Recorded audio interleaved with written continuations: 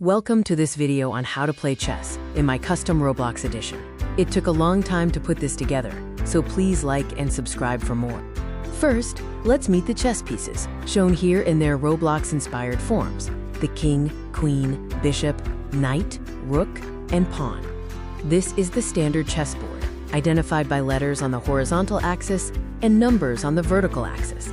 Pawns move one square at a time, though they can move two squares on their very first move.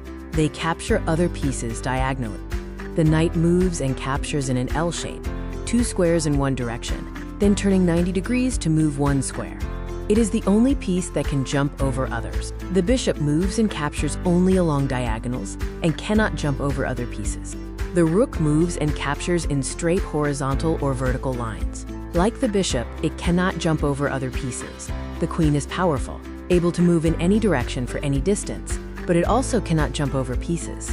The king, perhaps the most important piece, moves one square in any direction. It also cannot jump over other pieces. Here is the starting setup for the black and white pieces on the board. This table shows the quantity of each piece on the board. Remember, each queen should start on a square that matches its color. The board is divided into the queen side and the king side, helping to organize the pieces. Here is a breakdown of piece values, with the king being either worthless or infinite, depending on how you look at the game. A pin occurs when a less powerful piece is in front of a more powerful or important one. We differentiate between an absolute pin and a relative pin. Finally, a skewer happens when a more valuable or important piece is in front of another piece, forcing the valuable piece to move. A fork is a tactical move where one piece attacks two or more of your opponent's pieces at the same time. Check happens when a king is under attack. Checkmate, however, is when the king is under attack and has no legal moves to escape, which ends the game. When a pawn reaches the other side of the board, it is promoted to another piece, usually a queen, rook, bishop, or knight. Importantly, a pawn cannot be promoted to a king. Castling is a special move involving the king and the rook.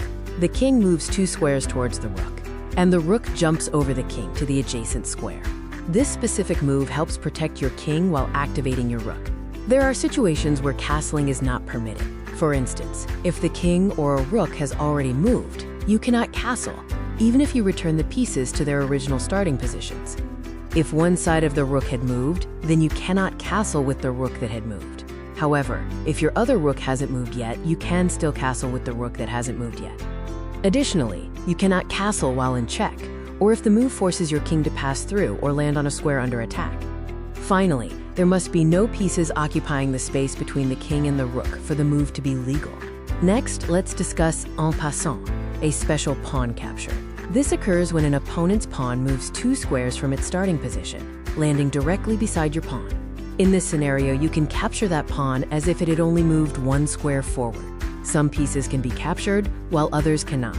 Here is a quick reference guide to help you identify which is which. That wraps up this video on basic and advanced chess rules in my Roblox edition. Thanks for watching.